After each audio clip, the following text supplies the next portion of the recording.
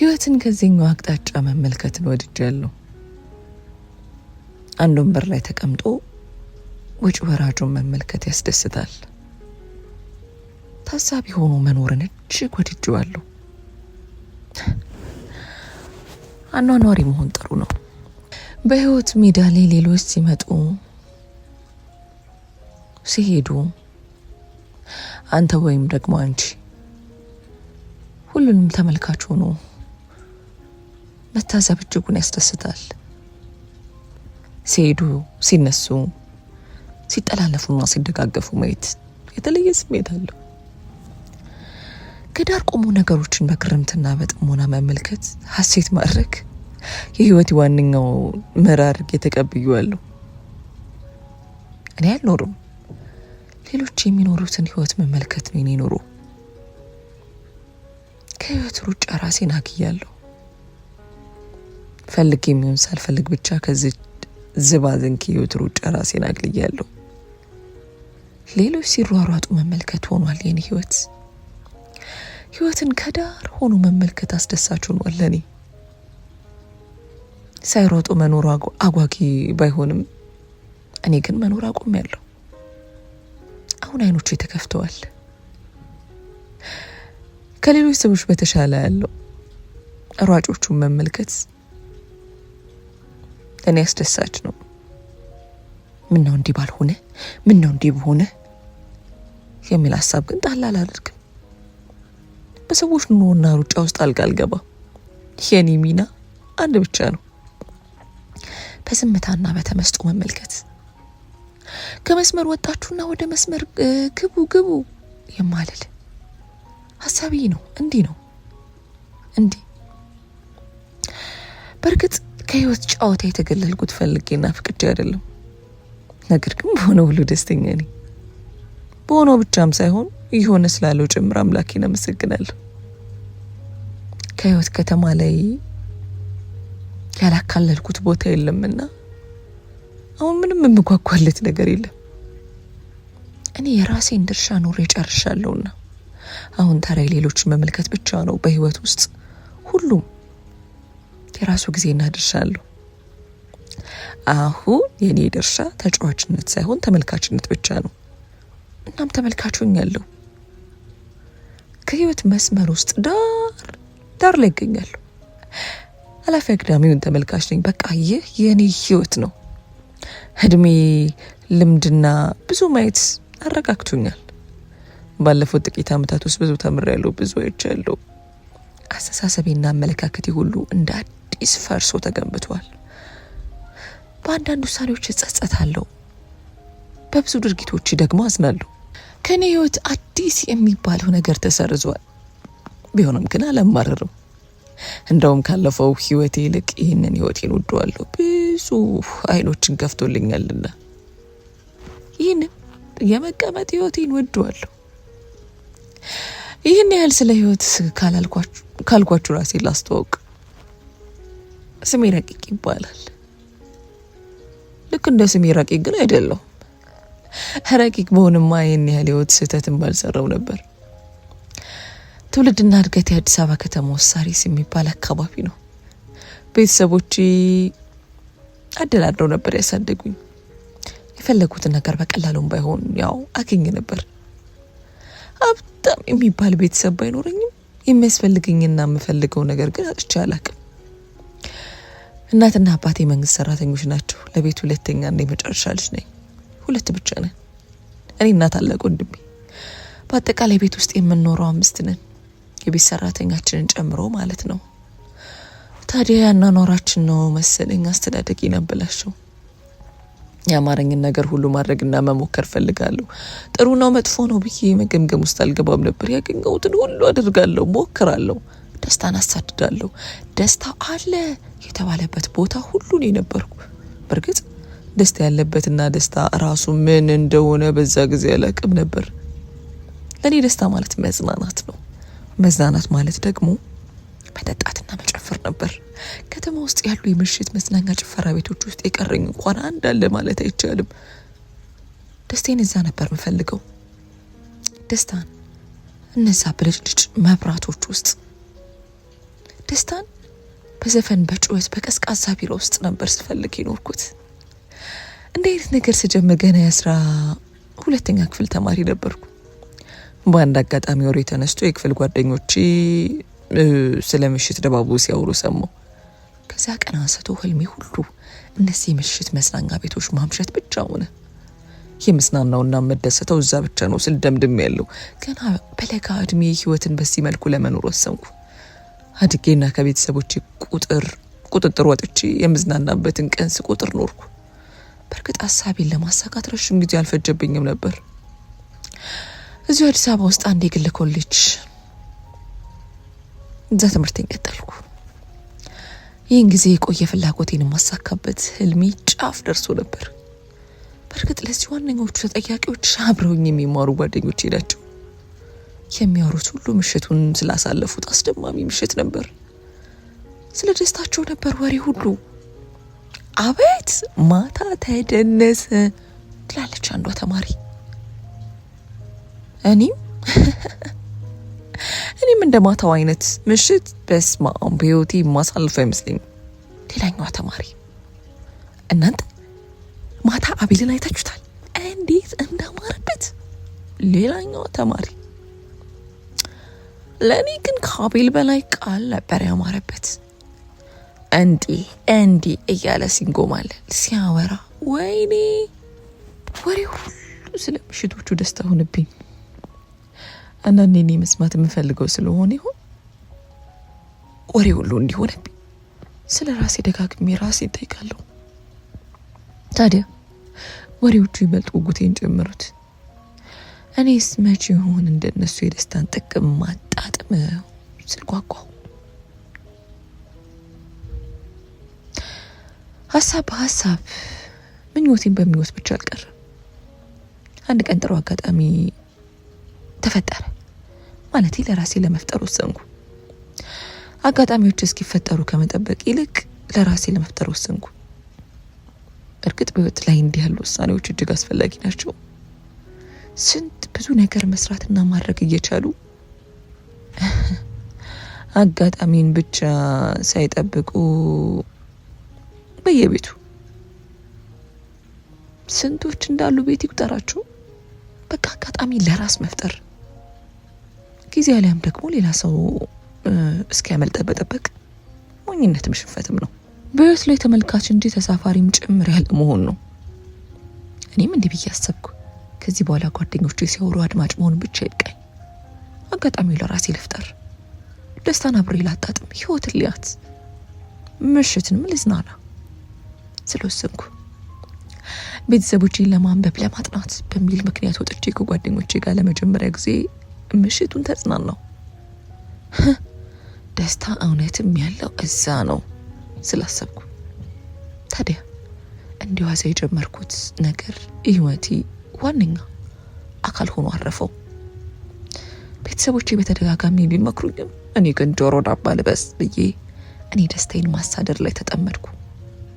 ደስታዬን ማሳደዱ እንኳን ሳይቀር ደስታ ይሰጠኝ ነበር። በትምህርቴ ተስፋ ቆረጥኩ። በእርግጥ ትምህርት ቤት የምሄደው ከመሰሎቼ ጋር ተሰባስበን ማታ ስለምናሳልፈው ምሽት ለመነጋገር ነበር። ህይወት ይሞላልኝ መሰለኝ።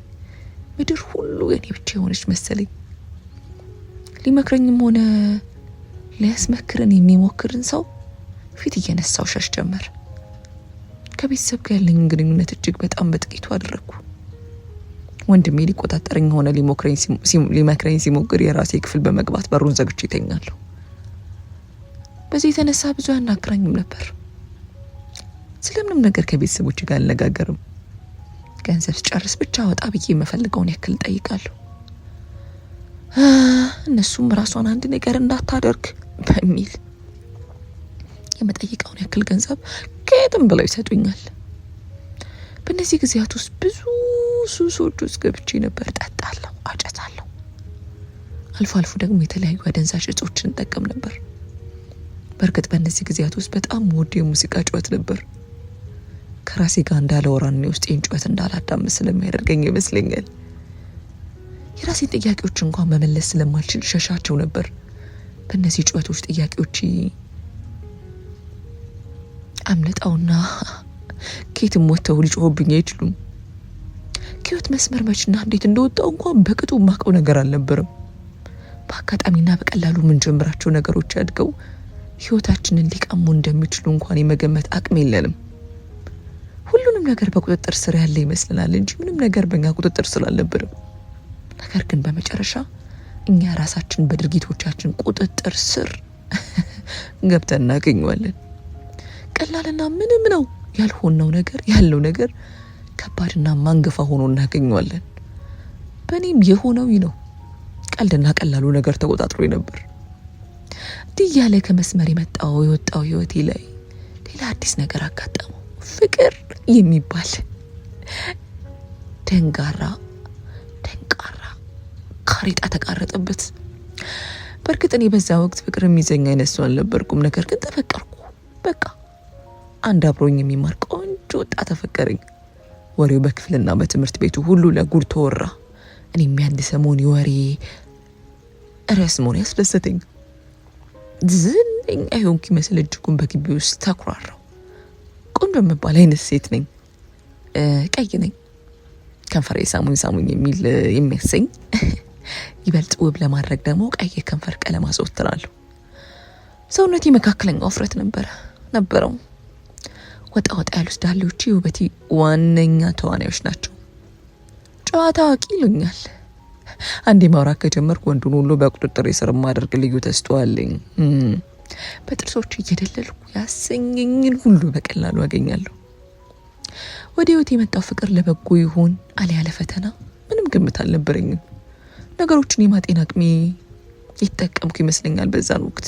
አረ የተነጠቅኩ አንዳንድ እውነቶች ሌላ ወጀብን ይዘው ነው የሚነሱት። እኔም የቀረበልኝን የፍቅር ጥያቄ እንዲሁ ብዙ ራሴን እንድመለከት የተላከልኝ የማስጠንቀቂያ መልእክት ነበር። እኔ ግን ነገሩን እንዲሁ የመዝናኛ አንድ አካል አድርጌ ያረፍኩት።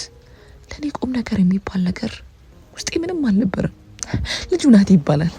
በክፍላችን ውስጥ አለ የተባለ ቆንጆና ኩሩ ተማሪ ነው። አብዛኛው ነገሩ አማላይና ብዙ ሴቶች የሚወዱት አይነት ወንድ ነው። በተለይ ከሩቅ የሚስበው የሽቶ መዓዛው ዋው! የሰውነቱ ቅርጽም ሳቢ የሚባል አይነት ነበር። በዛ ላይ ደግሞ ጸባዩ ግሩም።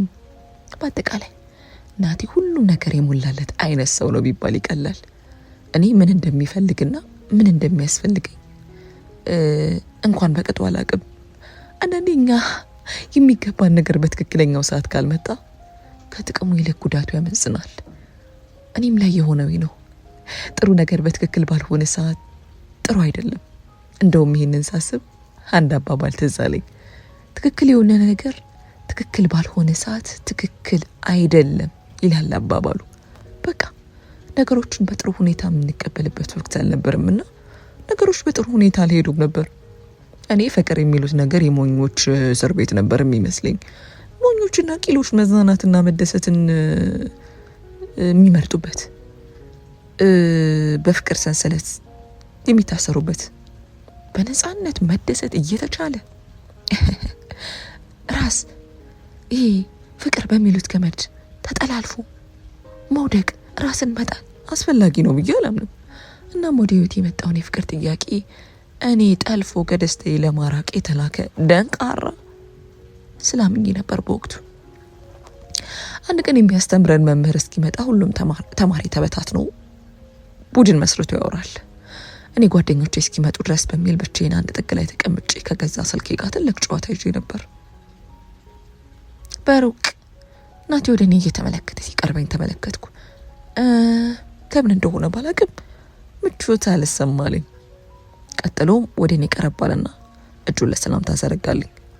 እኔም የጣቶቹን ጫፍ በጣቶቼ ጫፍ ነካ አድርጌ እጄን ሰበሰብኩ። የእጁ ልስላሴ ግን የወንድ ሳይሆን የሴት ነበር የሚመስለው። እንደው ምን ቢያደርገው ነው እጁ እንዲለሰለሰው ስል በቅናት ቤጤ ራሴን ጠየቅኩ። ቀጥሎ ሰላም ረቂቅ አለኝ። ድምፁም እንደ እጁ ለስላሳ ነው። የሆነ ደስ የሚል ነገር አለው። ቢሆንም ያንን ማደንቅበት ጊዜ ላይ አልነበርኩም። ሰላም አልኩት በደረቁ ባጭሩ። ላናገርሽ ፈልጌ ነበር ከተመቸሽ። ምን ነበር? ቆጣ አልኩ። በረዥሙ ተንፍሶ ዝም አለ። ዝምታው የመድከም ይመስላል። ቀጥሎ አንገቱን ወደ መሬቱ አቀርቅሮ መናገር ቀጠለ። እንድንቀራረብ ፈልጋለሁ ማለት በቃ ጓደኛሞች እንድንፈልጋለን። እኔ አስፈላጊ ነው ብዬ አላምንም። ለምን? በቂ ጓደኞች አሉኝ ብዬ ስለማምን ነው። አዲስ ጓደኛም ጥሩ ነው፣ እኔ ግን አልፈልግም። ምናልባት ሌሎች ይፈልጋሉ እነሱ ብዬ በእንጥልጥል ንግግሬን አቆምኩ። ቀጥሎም ተነስቼ ጥዬ ወደ ክፍል ገባሁ። ውስጤን የማላውቀው ደስታና ሀሴት ተሰማኝ። የሆነ የአሸናፊነት ስሜት ሲያጥለቀልቀኝ ታወቀኝ። እንዲህ ነኝ፣ ሁሌም አሸናፊ መሆን እሻለሁ። ያም ሲሆን ውስጤ ይደሰታል። እናቴ ረጋ ያለ ጸባይ የነበረው ልጅ ነው። ድርጊቴን ገብንም ሳይቆጠር ሳቅ ብሎ ከጓደኞቹ ጋር ተቀላቀለ።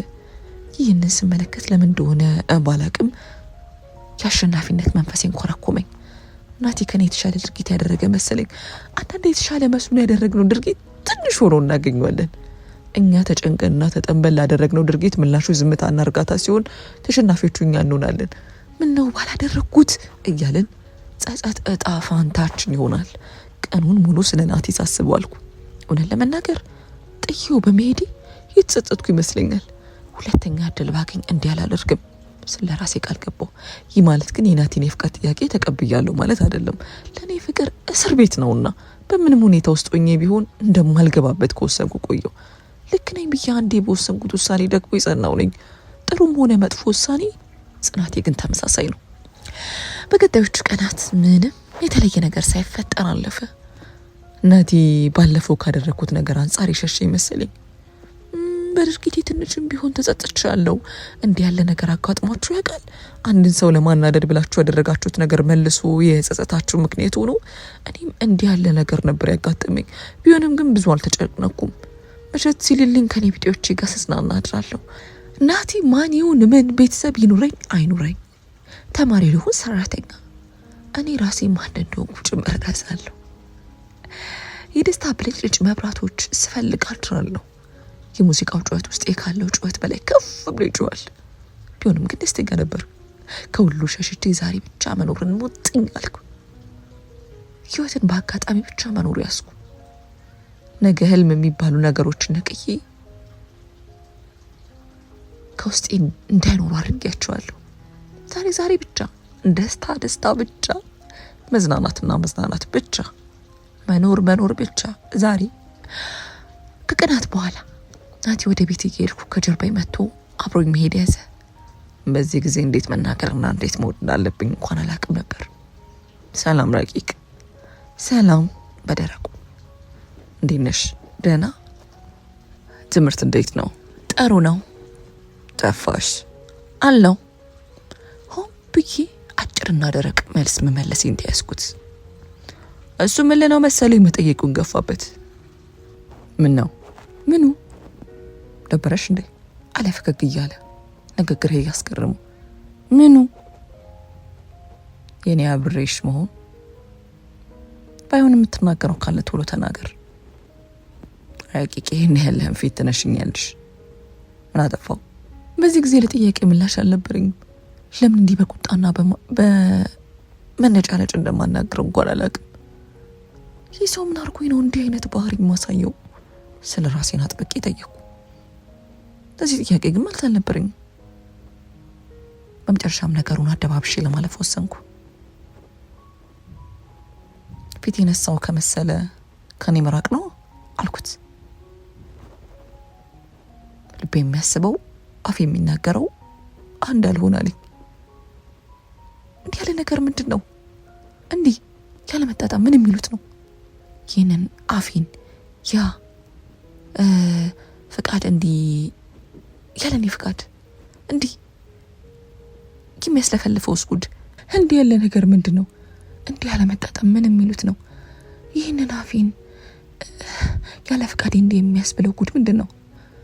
አፌንና ልቤን የሚዳኝስ አንድ አካል እንኳን ልጣ።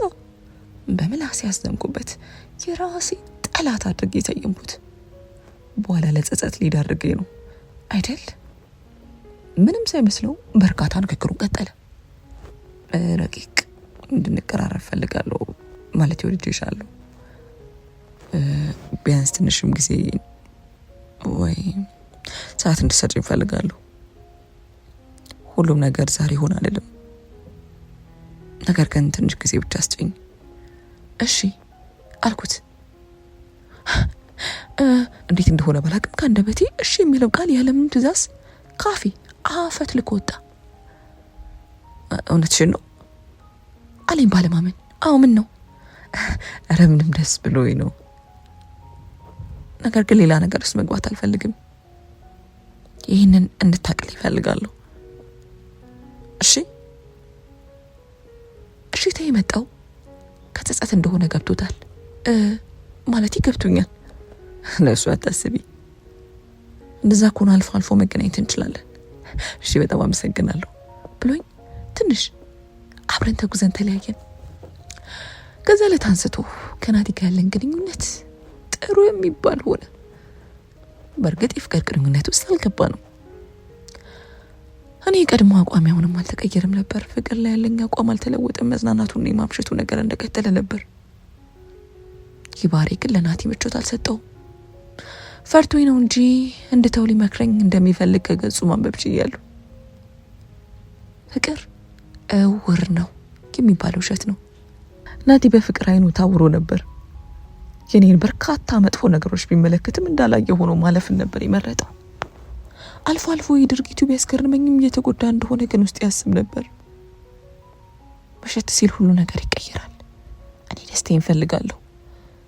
የሙዚቃ ጩኸትና የሚንቦገቦጉ መብራቶች ሁሉ ነገር ያስረሱኛል። ስለ ናቲ መጨነቅ ይቀራል። ደስታ ብቻ ይቆጣጠረኛል። አርቲፊሻል ደስታ እንደሰታለሁ። ናቲ እውነት ለመናገር ጥሩ የሚባል አይነት ሰው ነው። በተለይ ደግሞ ለእኔ ከጥሩም በላይ ነው ብል ማጋነን አይሆንም። ጥሩነቱ ግን እንዴት ነው? ለዚህ ራሴ መልስ የለኝም። ብቻ ናቲ ድንበሬን ተጋፍቶ አያውቅም። እኔ የምፈልገውን እንጂ እሱ የሚፈልገውን አንድ እንኳን ነገር አድርጎ አያውቅም። ለእኔ ደስታ ሲል የራሱን ደስታ ገርሎ ቀብሮታል። የኔ ፊት እንዲያበራ ሲል የራሱን ፊት ሁሌም በደመና ውስጥ ይደብቀዋል። ስለምን ነገር አይጠይቀኝም።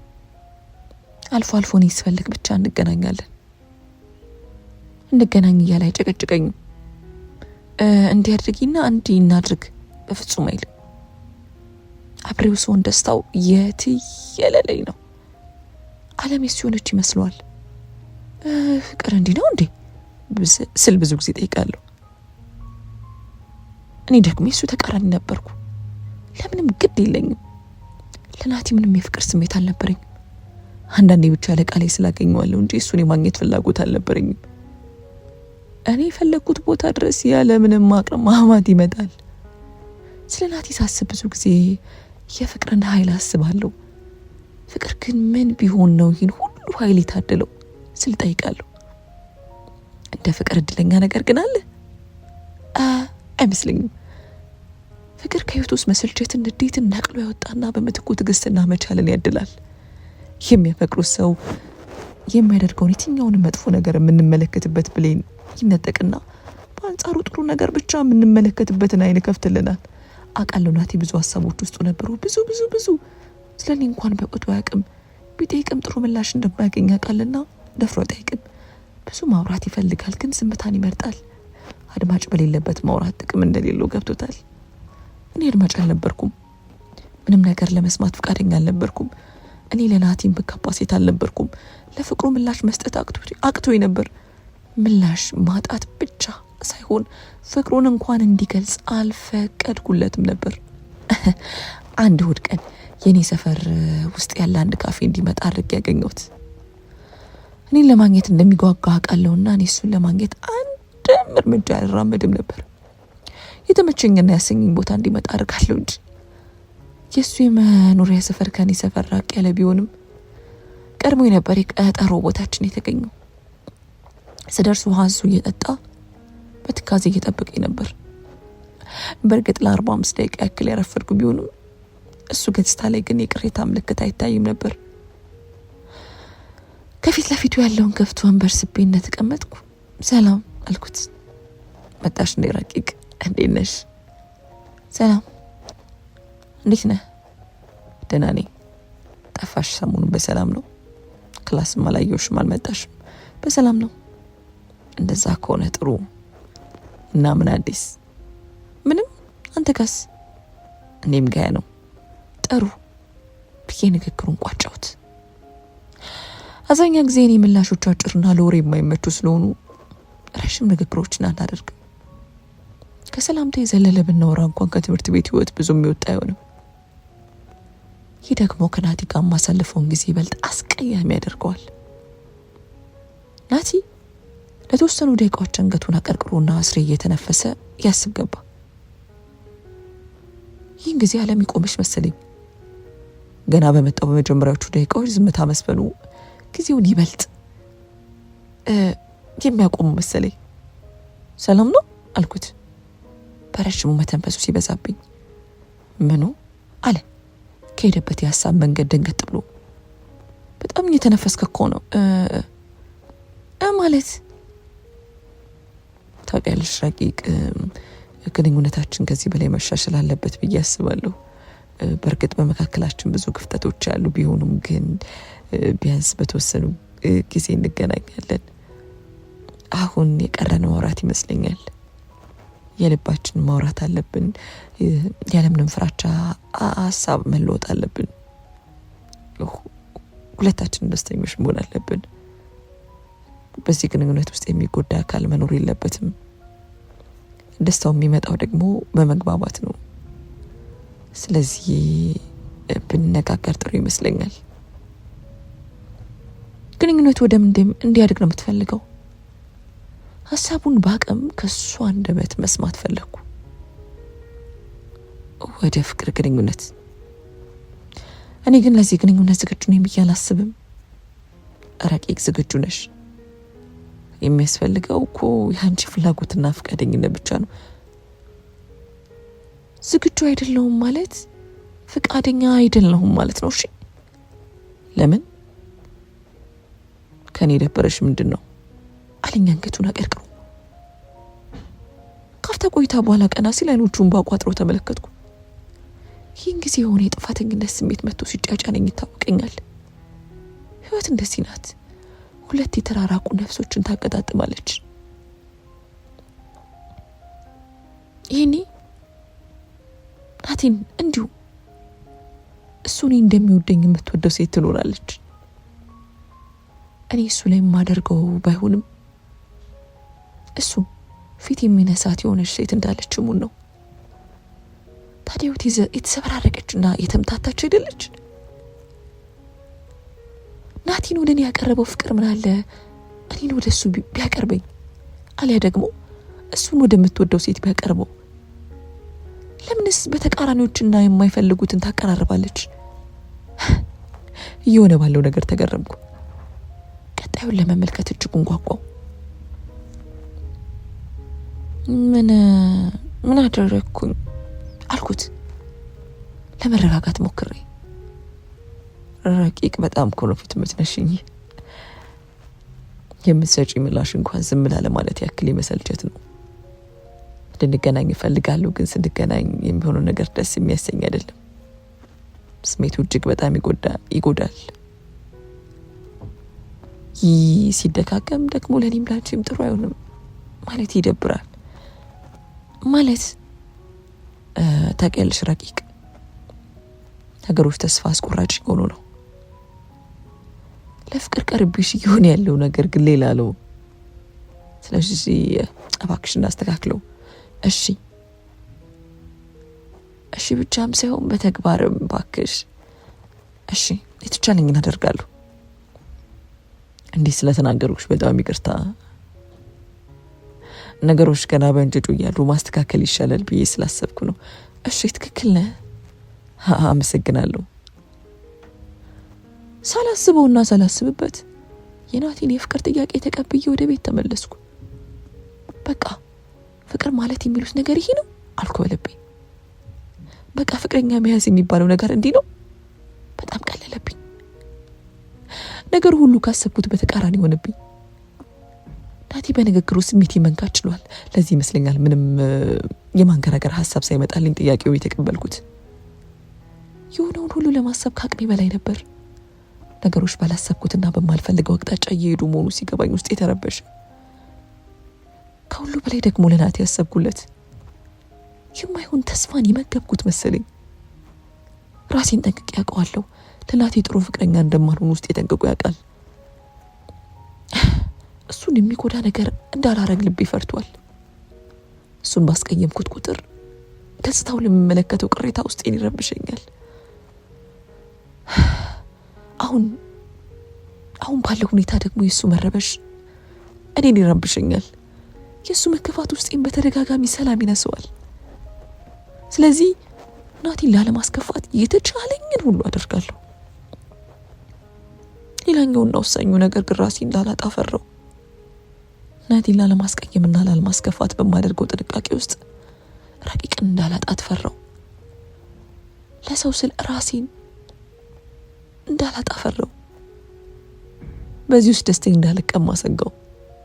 በአጠቃላይ የናቲ ፍቅር ሁሉ ነገሬን የሚያበላሽ ሆኖ ተሰማኝ። ለዚህ ሁሉ ምክንያቱ ደግሞ ያልታሰበበትና በስሜታዊነት የተገባበት በመሆኑ ነው። ለሁሉ ነገር እርካታ ወሳኝ እንደሆነ ካለፈም ቢሆን ገብቶኛል።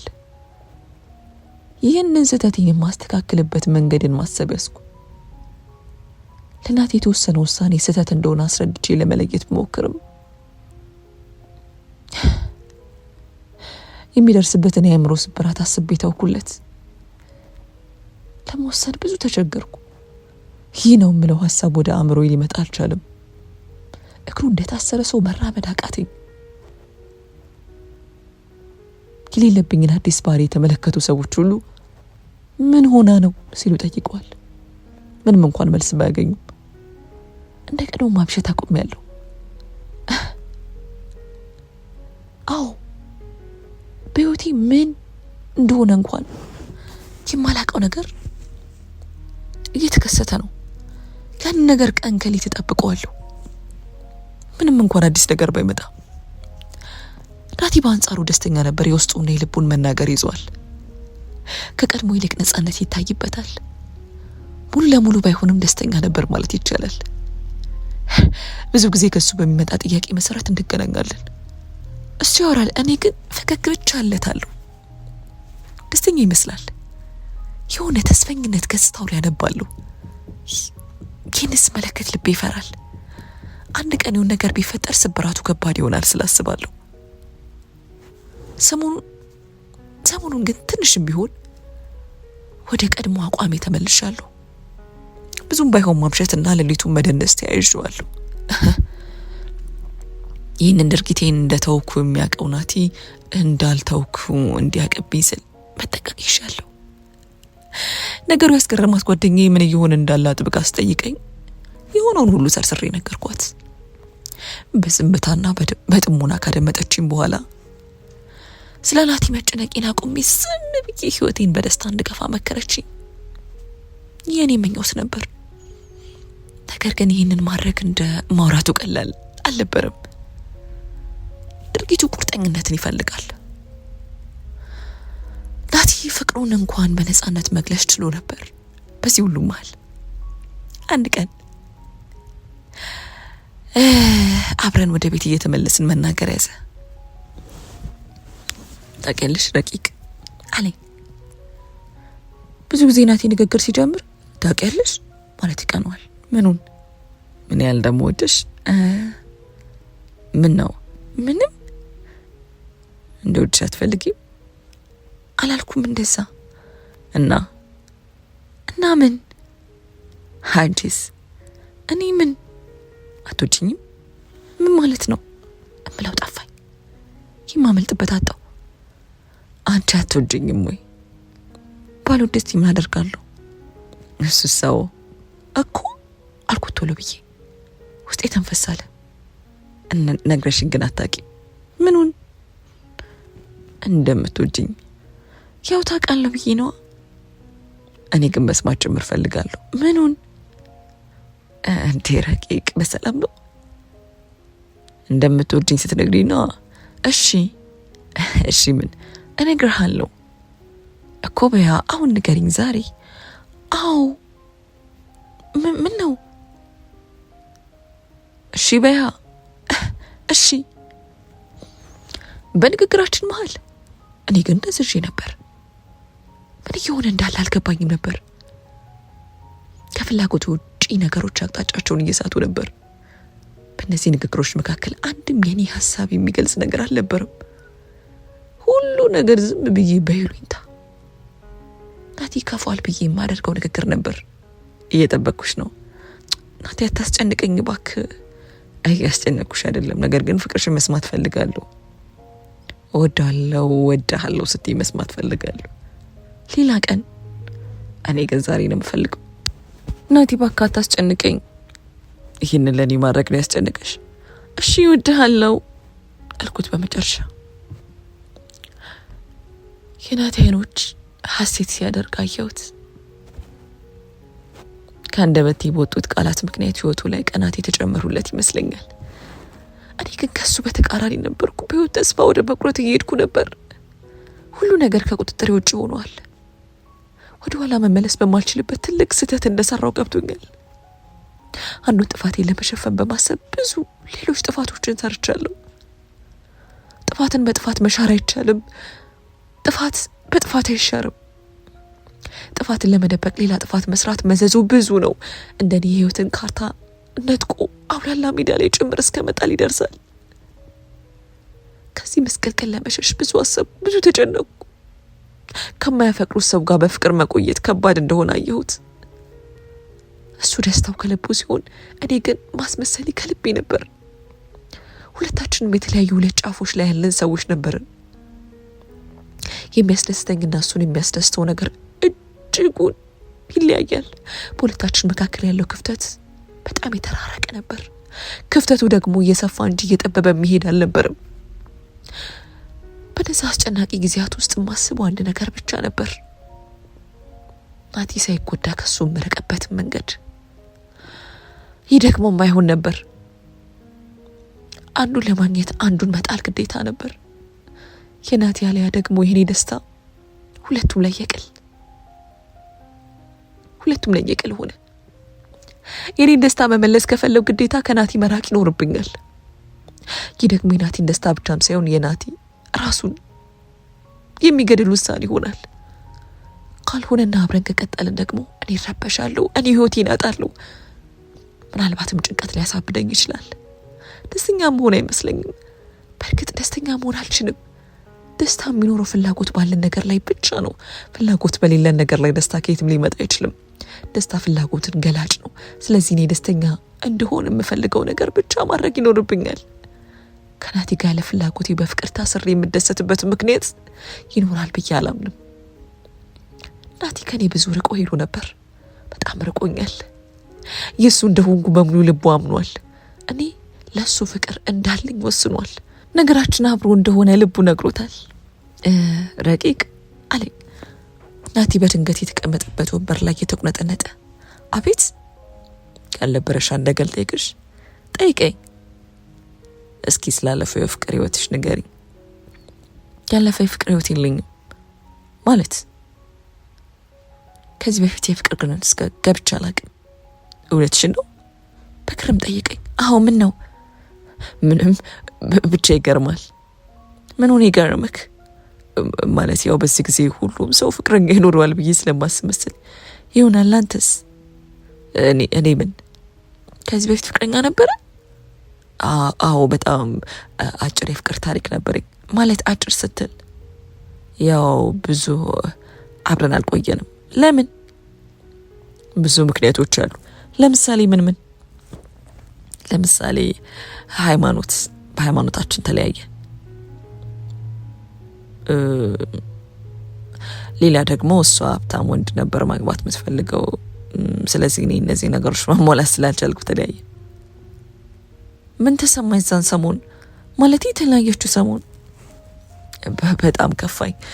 እውነቱን ለመናገር ከሰውነቴ ላይ የሆነ አካል ተቆርጦ ሄደን ይመስለኝ። ነገር ግን ትንሽ ስቆይ ሁሉ ነገር ገባኝና ተረጋጋው። ምን ነበር የገባ? ብዙ ነው። ሁሉም ነገር ጊዜ እንደሆነ ነው የገባኝ። ታውቂያለሽ፣ ሁሉም ነገር ይቀየራል። ሰዎች የሚፈልጉሽ አንዳንዴ ለፍላጎታቸው ብቻ ይሆናል። እሱን የገባኝ። ታፈቅራት ነበር? ሳያፈቅሩ ፍቅር ውስጥ ይገባል እንዴ አለ ናቲ። ንግግሩ ቀጥታ ለኔ ታስቦ የተላከ ይመስለኛል። የውስጤና የልቤን ያወቀብኝ መስለኝና ተደናገጥኩ። ራሴ እንደምንም ማረጋግጬ መልስ ሰጠሁት። ያው አንዳንዴ የሚፈጠረው አይታወቅም ብዬ ነው። እንዴት? ለሰው ደህንነት ሲሉ ፍቅር ውስጥ የሚገቡ ሰዎች አሉ። አልገባኝም። ታው በቃ አሁንም ሄድበታለኝ እንውጣ ብዬው ብዙም ሳንቆይ ተለያየን። ህይወት እንዲህ ናት። የጠበቅነው ውሳኔያችን መች ምን ላይ እንደሚጥለን አናውቅም። እኔም ባላሰብኩት መንገድ ተጠልፌ ወደኩ። አወዳደቄ ደግሞ የከፋ ነበርና መነሳት እንኳን ከበደኝ። ናቲ ያላሰብኩት ወጥመድ ውስጥ አስገባኝ። ደስተኛ የነበርኩት ረቂቅ አሁን ግን ደስታ ምን እንደሆነ የማላውቅ አይነት ሆንኩ። ሀሳብና ጭንቀት የዕለት ስራ የሆነ ምን እየተፈጠረ እንዳለ እንኳን ማወቅ ተሳነኝ። ከተፈጠረው ነገር ይልቅ መውጫ መንገዱን ያለማወቅ ይበልጡን አሳሳቢ ሆነብኝ።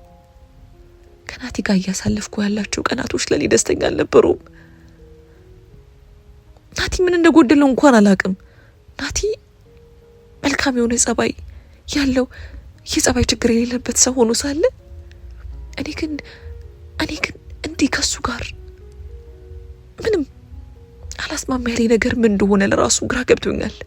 ትንግርትን የሆነብኝ የብዙዎች ምኞት የሆነ ሰው እኔ እግር ስር ቢኖርም ጎንበስ ብዬ መመልከት ግን አልቻልኩበትም። ሰማዩን ስመለከት እግሬ ስር ያለውን መመልከት ግን አልቻልኩም። ለምን ግን ነው ስለ ራሴ ብዙ ጠየቅኩ።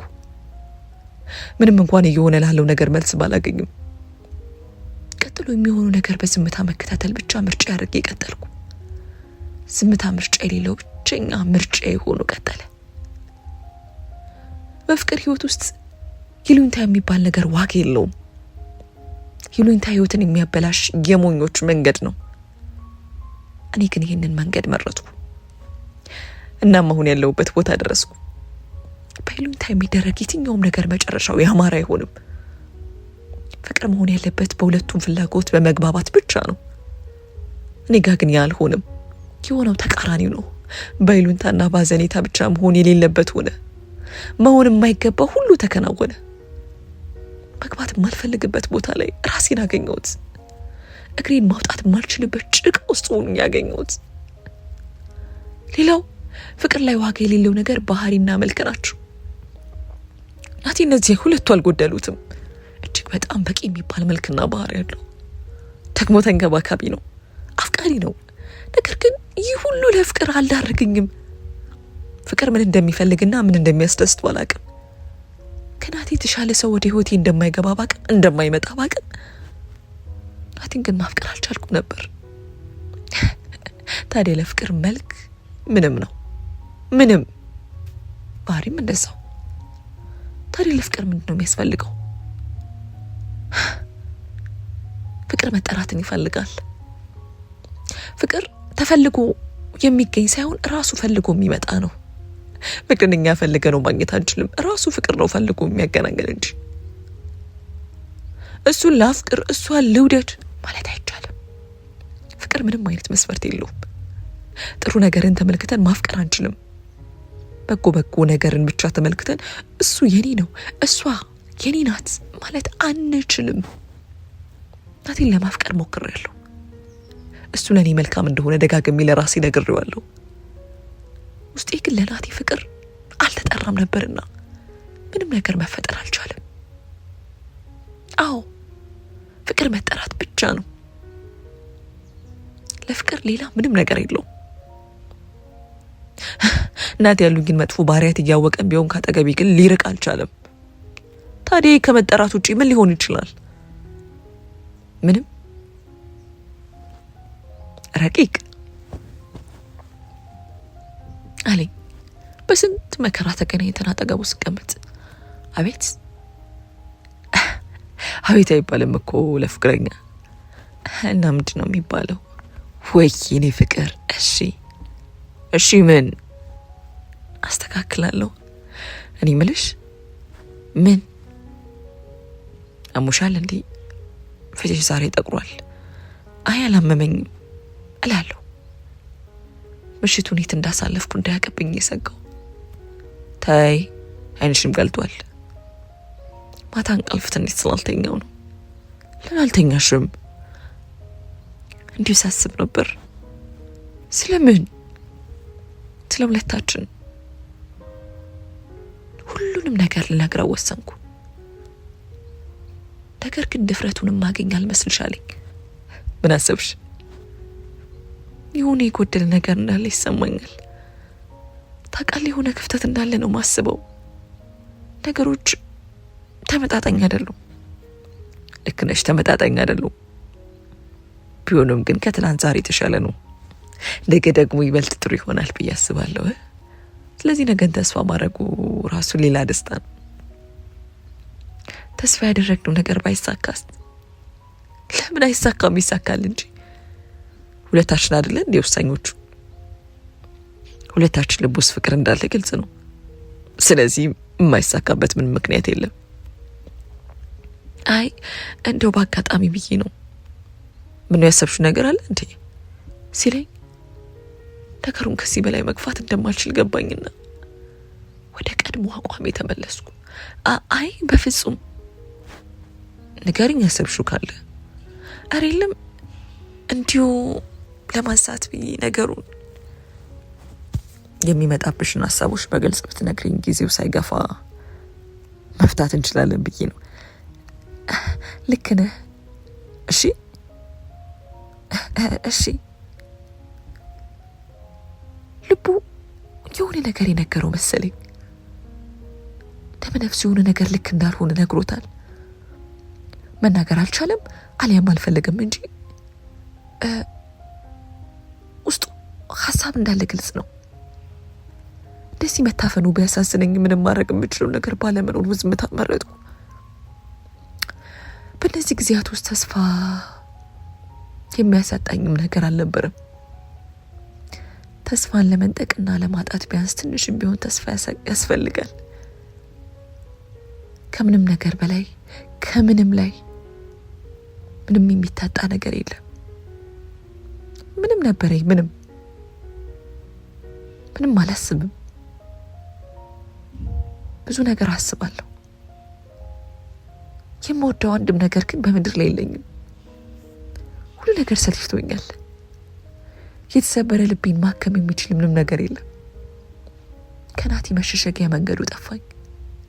የምሸሽገው ደግሞ እሱን መሸሸጊያን ሳያቅ መሆን እንዳለበት ሳስብ ይበልጥሞ ተስፋ አስቆራጭ ሆነብኝ።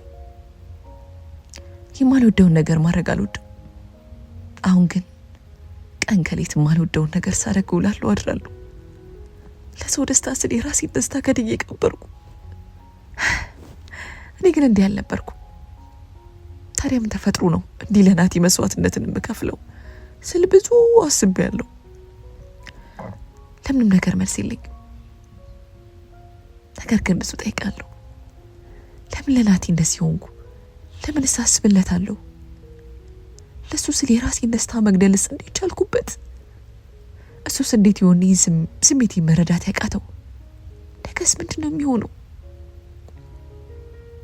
ነገ ምን እንደሚሆን አለማወቅ ይበልጡኑ ተስፋ አሳጣኝ። ድፍረትን ፈጣሪ እንዲሰጠኝ ተማጸንኩት። ንግግር እንኳን ሳይቀር ተለማምጄ ጨርሻለሁ። ናቲን እንዴት እንደምለምነው አውቃለሁ። ምን ብዬ እንደምነግረው አውጥቼ አውርጄ ጨርሻለሁ። የቀረኝ አንድ ነገር ብቻ ነው፣ ድርጊት ማድረግ። ናቲ እለዋለሁ ከድሮ ይበልጡን ኮስተር ብዬ። ወይ ልነግርህ የምፈልገው ነገር አለ። ገሪ ምንድን ነው? ግንኙነታችን እዚህ ጋር እንዲቆም እፈልጋለሁ። ማለት ምን ተፈጠረ? አንተ ምንም አላጠፋም። ነገር ግን ንግግሬን አቋረጥና የናቲን ገጽታ እመለከታለሁ። ፊቱ ላይ ያለውን ስሜት ለማንበብ ሞክራለሁ። ይሁን ያለውን ለማየት ስጥር እሱ ደግሞ የጀመርኩትን ንግግር እንድቀጥል ይጋብዘኛል። ነገር ግን ምን ጨርሽዋ።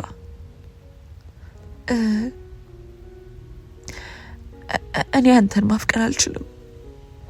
ለምን ይለኛል ተስፋ በመቁረጥ ሳቀብሉ። እኔ እንጃ ብዙ ሞከርኩ ግን አልቻልኩም። ስለዚህ እንለያይ፣ እኔ ከዚህ በላይ መቀጠል አልችልም ብዬ ተነስቼ ወደ ቤት እገባለሁ። ቀጥሎ ባለው ቀን ናቲ እንደሞተ በትምህርት ቤት ውስጥ ለጉድ ይወራል። የሞተው በረቂቅ ፍቅር ራሱን አጥፍቶ ነው ይባላል። ይህን ሳስብ ከቀን ቀን ቅዠቴ በለን እላለሁ። ያሰብኩት ሀሳብ ልነግረው የተለማመድኩት ሁሉ መና ይቀራል። የማይሆን የጅል ሀሳብ ነው ስል ደምድሜ ተዋለሁ። ቀኑን ሙሉ እንዲህ ስወጣና ስወርድ አልጋዬ ላይ ዋልኩ።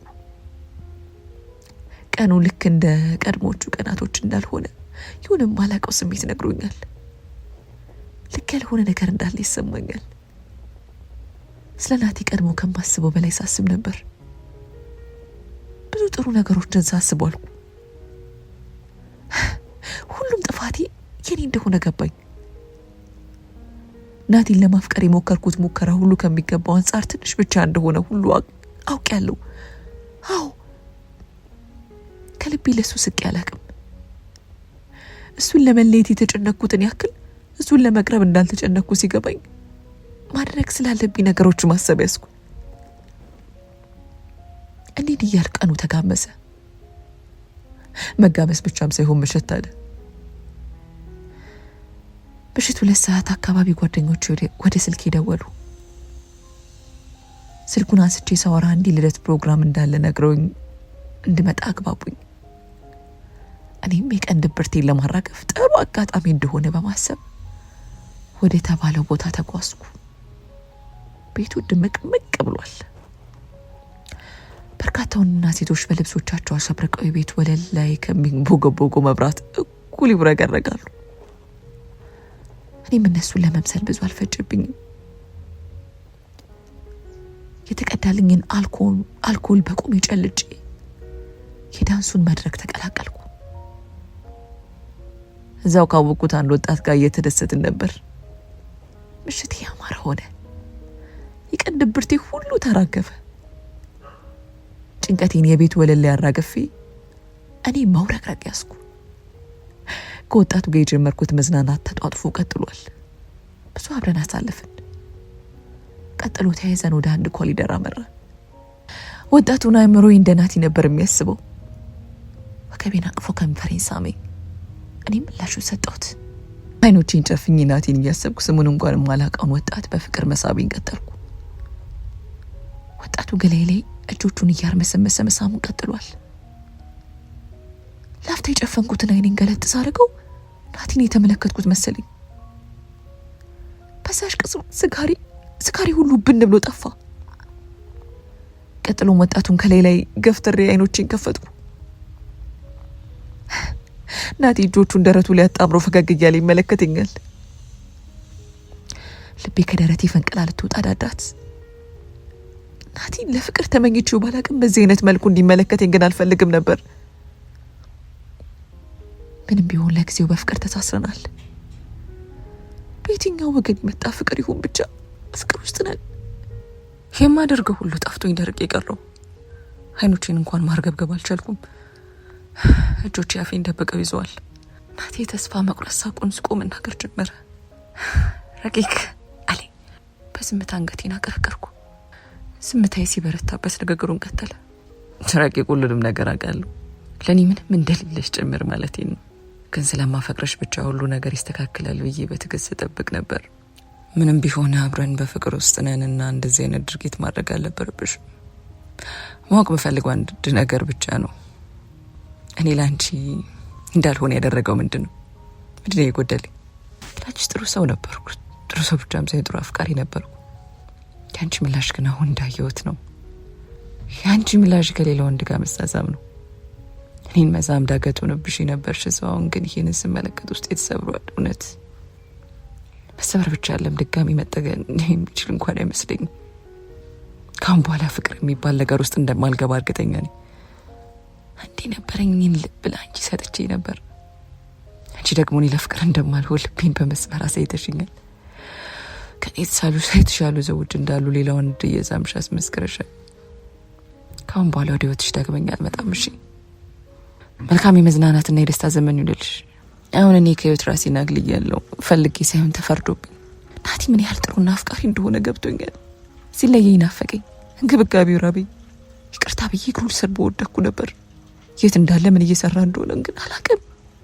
ናቲ ናፍቆኛል ታውቂያለሽ ብሎ ንግግሩ የሚጀምረው ንግግሩ ናፍቆኛል። ቀን ከሌት አነባለሁ።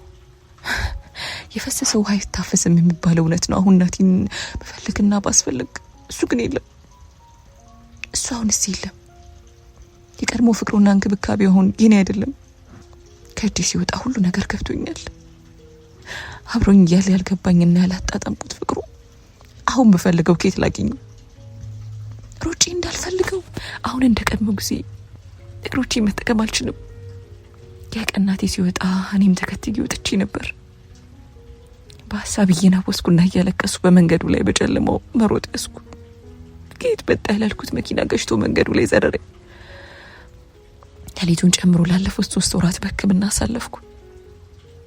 ሌሎች ህመሞቼ ቢድኑ እግሬ ግን ድጋሚ መራመድ እንደማይችሉ ተነገረኝ። አሁን ዊልቸሪ ላይ ተቀምጬ ህይወትን እመለከታለሁ። ያኔ ያባከንኩት እድሜ ጸጽተኛል። ቢሆንም ግን ህይወትን ከዚህኛው አቅጣጫ ወድጃታለሁ። ልብ አልባ ልቤን ግን ሁሌም ስወቅሰው እኖራለሁ። ሁሌም